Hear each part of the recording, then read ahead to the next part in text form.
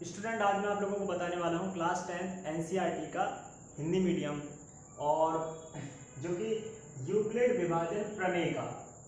तो यूक्लिड विभाजन प्रमेय का क्या होती है, इससे हम कैसे क्वेश्चन को सॉल्व करते हैं, यानी कैसे सवाल करते हैं, तो इसको हम देखते हैं। तो देखिए क्या लिखा हुआ है। लिखा है कि दिए गए दो धनात्मक पूर्णांक ए और बी के लिए ऐसी दो अद्वितीय पूर्ण संख्याएं Q और R विद्यमान है कि A बराबर बी क्यू प्लस आर, जहां जो R का मान है वो 0 से बड़ा होगा या 0 के बराबर होगा, और जो R की वैल्यू होगी वो हमेशा 0 से छोटी होगी। ठीक है, तो इसको समझते हैं कि आखिर ये है क्या।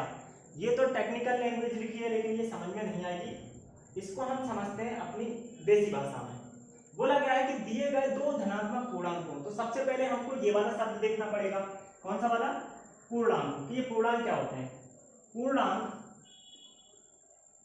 पूर्णांक पूर्णांक को हम इंग्लिश में कहते हैं इंटीजर। क्या कहेंगे? इंटीजर्स, है ना। इंटीजर्स जो होते हैं, यानी पूर्णांक जो होते हैं, वो दो टाइप के होते हैं। एक होता है धनात्मक, यानी कि पॉजिटिव और नेगेटिव, धनात्मक और ऋणात्मक। यानी अगर मैं ऐसी नंबर लाइन बना दूं, यहां पर 0 है, 1 2 3 4 5 और ये डॉट डॉट डॉट, और ऐसे चलता रहेगा इनफाइनाइट तक। ठीक है, यहां पर -1 -2 -3 -4 और डॉट डॉट डॉट ऐसे इनफाइनाइट तक चलता रहेगा। तो ये है पूरा इंटीजर। यहां पर क्या दिया गया है? हमको बोला गया है कि दिए गए दो धनात्मक पूर्णांकों ए और बी के लिए, मतलब नंबर की जगह पे यहाँ पे ए और बी दे दिया गया है। तो हमसे बात करी गई है सिर्फ धनात्मक पूर्णांकों के लिए। तो हमें धनात्मक पूर्णांक दिए गए हैं और उनके लिए, यानी ए और बी के लिए ऐसी दो अद्वितीय, अद्वितीय का मतलब होता है यूनिक। क्या होता है? यूनिक। यानी अभी आगे चल के समझाते हैं, पहले इसको समझो। मतलब यूनिट प्राप्त होगा, यूनिट नंबर प्राप्त होगा। अब कैसे होगा ये अभी हम आपको समझा देंगे। पूर्ण संख्याएं Q और R विद्यमान है। पूर्ण संख्याएं क्या होती हैं? पूर्ण संख्याएं यानी कि देखो, एक होती है प्राकृत संख्या। प्राकृत संख्या मतलब कि कहां से शुरू होती है? एक से शुरू होती है। प्राकृत संख्याएं कहां से शुरू होती हैं? एक से। 1 2 3 4 5 डॉट डॉट डॉट ऐसे इनफाइनाइट तक चलता रहेगा। लेकिन पूर्ण संख्याएं यानी कि होल नंबर्स, जो होल नंबर्स होते हैं, होल नंबर्स जो होते हैं वो 0 से शुरू होते हैं। यानी कि नेचुरल नंबर में, प्राकृत नंबर में ही हमारे क्या होंगे? अगर उसमें 0 मिला दिया जाए तो फिर वो होल नंबर बन जाएगा, है ना। होल नंबर कहां से शुरू होते हैं? 0 से 1 2 0 1 2 3 4 डॉट डॉट और इनफाइनाइट तक चलते रहेंगे। तो क्या कह रहा है कि अद्वितीय होगा, यानी कि यूनिक होगा इन लोगों के लिए, ए और बी के लिए। कौन होगा? Q और R विद्यमान है कि यहां पर फिर बोला है A बराबर बी क्यू प्लस आर, जहां ये तो हमने आपको अभी बताया था, जो R की वैल्यू होगी 0 से बड़ी होगी और 0 के बराबर होगी, और जो R की वैल्यू होगी वो B से छोटी होगी हमेशा। अब इसको जरा रफ करते हैं, आप लोग चाहो तो इसका स्क्रीनशॉट ले सकते हो। ठीक है, अब आपको क्या करना है समझो एक बार ध्यान से। मान लिया मैंने दो नंबर ले लिए, मैंने ले लिया एक नंबर ले लिया मैंने 8 और एक नंबर मैंने ले लिया 96। समझना ध्यान से, एक नंबर मैंने लिया 8 और एक नंबर लिया मैंने 96।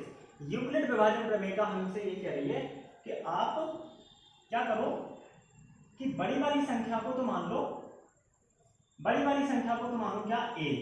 हम एक काम करते हैं, ऐसे लिखते हैं, यहां पर मैं लिख रहा हूं 96 और यहां लिख रहा हूं 8, है ना। 96 और 8। बड़ी वाली संख्या को मैंने मान लिया A और छोटी वाली संख्या को मान लिया मैंने B। ठीक है, माना, यहां लिख दिया मैंने माना। A बराबर 96 और B बराबर 8। हमको क्या करना है? Q और R निकालना है। तो कैसे निकालेंगे? यहां पर देखो, ये लिखा है A बराबर बी क्यू प्लस आर।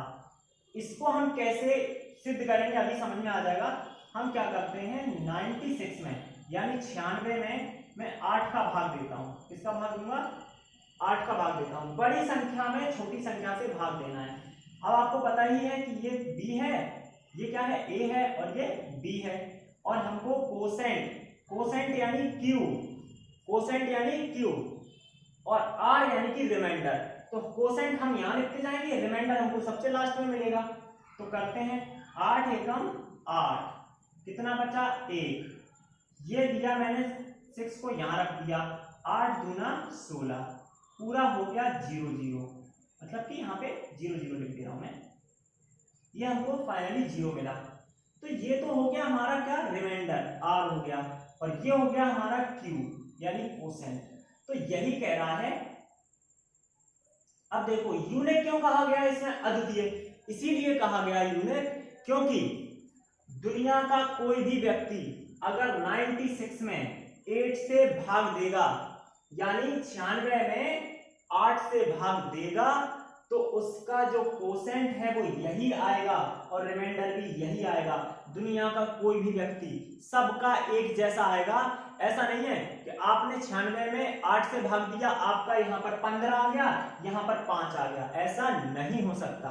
सबका आएगा एक जैसा, यानी Q और R जो है वो यूनिक हैं। किसके लिए?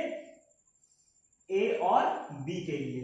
अब हम इसको एक बार पुट करके देख लेते हैं, इसकी वैल्यू कैसे।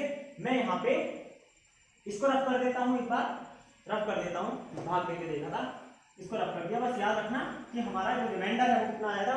देखो रिमाइंडर हमारा आया था, रिमाइंडर R हमारा आया था 0, और जो Q हमारा आया था कितना? 12। ठीक है, ये हो गया। अब हम इसको भी रफ कर देते हैं। अब देखो यहां पर हम क्या करेंगे? a का मान कितना दिया था? बड़ी संख्या कौन सी थी? 96, तो मैं यहाँ पे लिख दे रहा हूँ 96 बराबर। b का मान कितना था? 8, यानी छोटी संख्या थी 8, तो मैं यहाँ पे 8 लिख दे रहा हूँ। q हमारा आया था कितना? 12।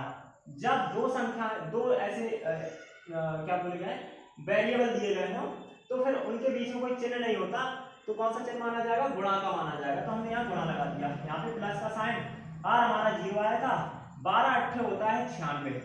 देखो 96 के बराबर आ गया कि नहीं? ये है हमारी यूक्लिड विभाजन प्रमेय का। ध्यान रखना, प्रेम का नहीं, प्रमेय का। प्रेम का ना मत लेके आना यहाँ पे।